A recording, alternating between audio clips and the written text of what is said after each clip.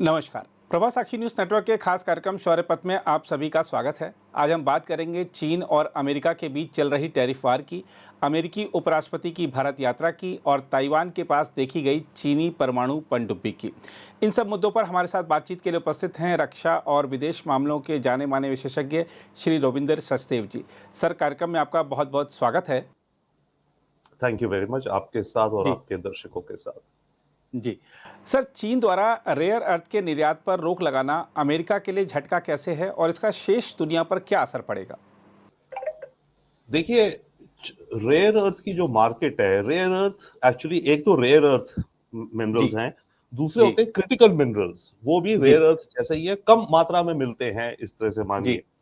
जी इनकी दुनिया की जो मार्केट है, मोरलेस वो चाइना कंट्रोल करता है। जी 60% से 80% अलग अलग कंपोनेंट्स की, जैसे लिथियम हुआ, कोबाल्ट। लिथियम अब जाता है आपका बैटरीज में, राइट। उसके अलावा लिथियम बहुत और चीजों में जाता है। जी कोबाल्ट हो गया, टंगस्टन हो गया, मोलिब्डेनम हो गया।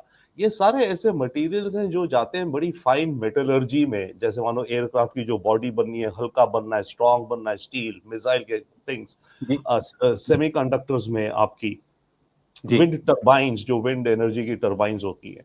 तो इन जी सब की मार्केट चाइना कंट्रोल काफी हद तक डोमिनेट करता है।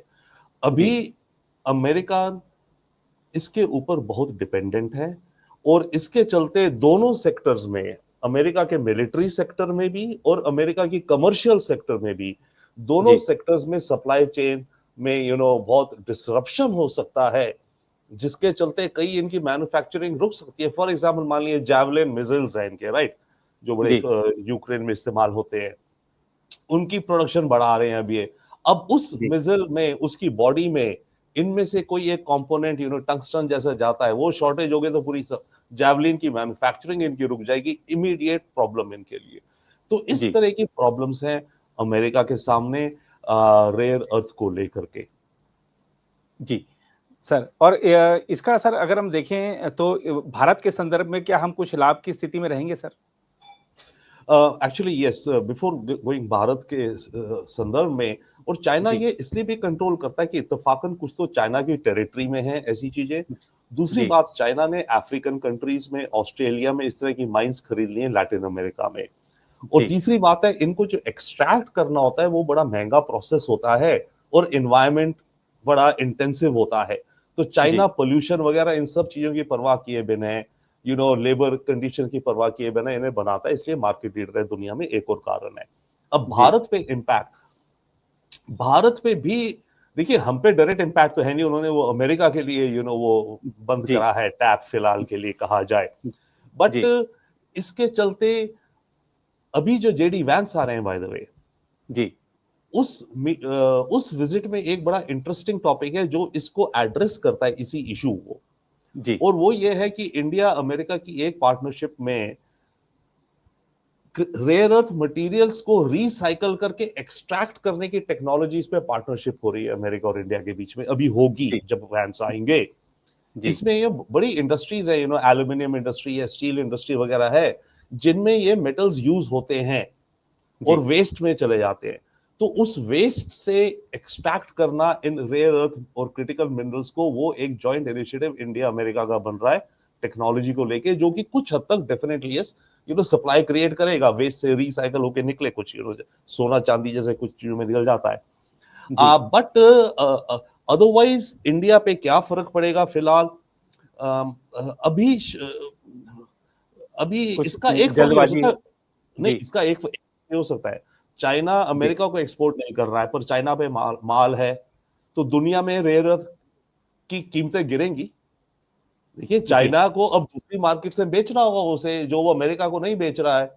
जी तो इसका इनडायरेक्ट हमें एक ये लाभ इनडायरेक्ट ये हो सकता है कि वर्ल्ड मार्केट में इनकी प्राइसेस गिरे। डेफिनेटली यस, गिरेंगे, लॉजिक है, अमेरिकन मार्केट को नहीं बेचेंगे इतनी बड़ी, तो सरप्लस हो गया, वही ग्लट हो रहा है, वो बेचना है उन्हें, तो प्राइसेस जी गिरेंगी, तो हमें जो इंपोर्ट्स में हमें कुछ फायदा होगा। तो इस समय एक्चुअली इंडिया को फायदा उठाना चाहिए, ज्यादा मात्रा में जल्दी हमें इंपोर्ट करके स्टॉक पाइल रख लेना चाहिए काफी क्रिटिकल मिनरल्स का, स्ट्रेटेजिक रिजर्व के विचार से। जी बिल्कुल सर। और जैसा कि सर आपने अमेरिकी उपराष्ट्रपति जेडी वेंस की भारत यात्रा का जिक्र किया, तो अब भारत आ रहे हैं, 21 से 24 अप्रैल तक उनकी आधिकारिक यात्रा है। क्या आपको लगता है कि इस यात्रा से दोनों देशों के बीच व्यापार वार्ता की राह आसान होगी? Definitely yes. जी, व्यापार की वार्ता और रिश्ते इंप्रूव होंगे, मतलब आगे चलेंगे, as well as overall strategic. जी, देखिए, बड़े कम देश हैं जहां जेडी वैंस अभी गए हैं। ट्रम्प तो जी, खैर गए ही नहीं अभी तक, राइट? कहीं जी, जेडी जी, वैंस जर्मनी में गए थे एक थिंक टैंक की कॉन्फ्रेंस में, जहां जाके वहां जाके इन्होंने ऐसी बातें बोली कि यूरोप वाले परेशान हो रखे हैं इनसे, राइट? जी, उसके अलावा अभी ये जो आ रहे हैं, तो इतनी India among the first countries, Italy में भी जाएंगे एंड फिर इंडिया आ रहे हैं, राइट? जी, तो ये बहुत बड़ा सिग्नल भी है, सिंबल भी है, और असलियत बेसिस है, तभी तो आ रहा है भाई। कोई इंपॉर्टेंट काम है तभी तो आ रहे हैं, ऐसे तो नहीं आ रहे ना। तो जी, इंपॉर्टेंट जो काम है वो ट्रेड के मुद्दे को लेके एग्जैक्टली जो आप कह रहे हैं। और मेरे विचार से इंडिया और अमेरिका के बीच में ट्रेड के मामले में काफी अच्छी प्रोग्रेस रहेगी, शांति से, बिना कुछ ज्यादा प्रोटेस्ट किए हमें वर्कआउट करना चाहिए, जो जुलाई अगस्त तक एक अर्ली एग्रीमेंट बनने के आसार दिख रहे हैं, जी, वो रहेगा। दूसरा, ये इंडिकेट करेगा कि स्ट्रेटेजिकली अमेरिका के लिए भारत अव्वल दर्जे का पार्टनर है, राइट? जी, तभी तो जहां वो जा रहे हैं वो इंपॉर्टेंट कंट्री है, जहां ये जा रहा है अमेरिका का वाइस प्रेसिडेंट, राइट? तो भारत एक जी, इंपॉर्टेंट कंट्री है, तभी आ रहा है। तो वो फैक्टर को लेकर के और टेक्नोलॉजी बहुत बड़ा इस विजिट में एक फैक्टर रहेगा। अमेरिका और इंडिया के बीच में देखिए, एक सबसे बड़ा जो प्रॉब्लम रही है हमेशा, वो रही है ट्रस्ट की। जी, न्यूक्लियर डील जो हुई थी 2008-10 में, उसका बहुत बड़ा ये कहा जाता है atoms for trust, peace and trust, जी, कि भाई अब जी, अमेरिका भारत को ट्रस्ट करेगा और हाई टेक्नोलॉजी ट्रांसफर करेगा, राइट? जी, उसके चलते काफी हमारा क्वांटम चेंज हुआ अमेरिका से रिश्तों में, राइट? बट स्टिल जी, अनफॉर्चुनेटली अमेरिका पूरे हद तक क्लियर टेक्नोलॉजीज काफी सारी हमको ट्रांसफर नहीं करते हैं। अब जब प्राइम मिनिस्टर मोदी गए थे, ट्रंप से मिले, वहां पर एक एग्रीमेंट, एमओयू साइन हुआ था, ट्रस्ट, जी, TRUST, I think transforming relations using strategic technologies. तो जी, ये जो स्ट्रेटेजिक टेक्नोलॉजीज है, क्वांटम है, एआई है, ड्रोन है, इन सब में मिलकर के हमें रैपिडली अब कोलैबोरेट करना है। और इसमें गवर्नमेंट का रोल, इंडस्ट्री का रोल, एकेडेमिया का रोल, रिसर्च का रोल, उन सब उन सब पूरे इकोसिस्टम को, सप्लाई चेन सेमीकंडक्टर्स की बनाने का ऑब्जेक्टिव है। तो ये बहुत बड़ा ऑब्जेक्टिव और बहुत बड़ी अपॉर्चुनिटी है हमारे पास, अमेरिका से कोलैबोरेट करके सप्लाई चेन्स में इंटीग्रेट हो जाना, और हमें हाई टेक्नोलॉजीज मिले, हम उन पे खुद यूज करके हम खुद अलग सेक्टर्स में आत्मनिर्भर भी बने। भाई, जिन टेक्नोलॉजीज को यूज करके हम, अमेरिका देखिए, अमेरिका अब इस समय भारत को अपनी फैक्ट्री की तरह भी देख रहा है, जी, उसे देखना पड़ेगा। एक जमाना था उसने चाइना को अपनी फैक्ट्री समझा, माना, बट उसने जी, जूते, चप्पल, एयर कंडीशनर वगैरह देखा, ओके, चाइना का। अब अमेरिका को एक फैक्ट्री और भी चाहिए, जो कि डिफेंस फैक्ट्री हो, जो कि जी, लोअर कॉस्ट पे, हालांकि अमेरिका अपना तो करेगा ही करेगा, मेक अमेरिका ग्रेट अगेन में, अमेरिका जी, फर्स्ट में वो करेंगे, बट इतनी शॉर्टफॉल है इन सब चीजों की। नेटो के पास वेपन्स नहीं है, उनके खत्म हो गए लड़ लड़के, उनके मिनिमम जी, इन्वेंटरी। अमेरिका की खुद खत्म हो गई इन्वेंटरी, राइट? जी, एंड इधर एआई की तेजी, उधर सेमीकंडक्टर चिप्स का ये सारा। तो ऐसे में इंडिया एक एक बहुत ही भारी भरकम बैलेंसिंग पार्टनर अमेरिका को मिलता है। तो ये भी एक अहम मुद्दा है, और इस सब के चलते अमेरिका और भारत में बढ़ेगा ट्रस्ट। जी। बिल्कुल सर। और सर चीन की न्यूक्लियर सबमरीन ताइवान के पास देखी गई है। क्या आपको लगता है कि आजकल हर जगह शांति की बात कर रहा है और अपने आप को शांति दूत की तरह प्रदर्शित कर रहा ड्रैगन उस क्षेत्र में कोई बड़ी कार्रवाई करने जा रहा है? देखिए, जिस तरह के माहौल चल रहे हैं, और वैसे भी ये माहौल ना भी चल रहे होते, ट्रंप ना भी आए होते, तो जी, चाइना और ताइवान का कॉन्फ्लिक्ट होना काफी हद तक तय माना जाता है। इफ नॉट तय, जी, 100% तो नहीं हो सकता, बट जी, मोर देन 50% चांस है, मोर देन 50%, तय नहीं, मोर देन 51% चांस है कि चाइना का ताइवान से कुछ कॉन्फ्लिक्ट हो। कब हो, दैट्स जी, ओनली क्वेश्चन। अब उसमें चाइना रेस लगा रहा था अपने को मिलिट्री और नेवी रूप से तैयार करने में, जिसका एग्जाम्पल ये न्यूक्लियर सबमरीन्स हैं, शिप बिल्डिंग वगैरह है। जी, और उसका आइडिया ये था कि 2027 तक चाइना इतना पावरफुल हो जाएगा अपनी मिलिट्री और नेवी से मिला करके इस पूरे इंडो पैसिफिक ओशन में, कि वो अमेरिका से ज्यादा भारी पड़ जाएगा। ये जी। चाइना सोच के तेजी कर रहा था। बट हुआ क्या है कि पिछले कुछ वर्षों से, खासकर कोविड के बाद से, अमेरिका ने रियलाइज किया कि अरे चाइना तो सडनली बहुत मेजर बन रहा है, कॉम्पिटिटिव, मेरे से ज्यादा पावरफुल। तो अब अमेरिका ने रेस लगानी शुरू कर दी है। जी।